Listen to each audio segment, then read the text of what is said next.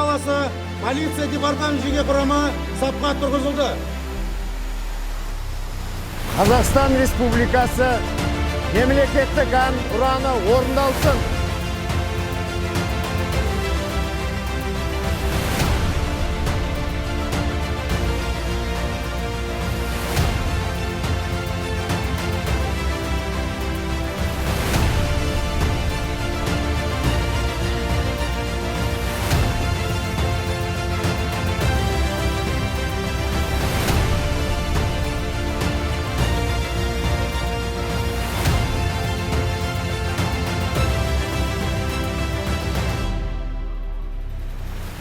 Ортақ саптық таралым тек қызметтік рәсім ғана емес, сіздердің еселі еңбектеріңізді атап өтетін маңызды сәттің бірі. Ел тыныштығы ердің еңбегімен келеді дейді халқымыз. Сіздер дәл осы сөздің мағынасын іс жүзінде дәлелдедіңіздер. Тәртіп, тәрбие бастауы, тәртіпсіз ел болмас.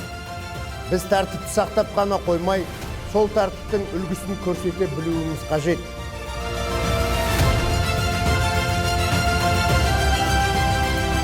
Қазақстан Республикасында қызмет етемін.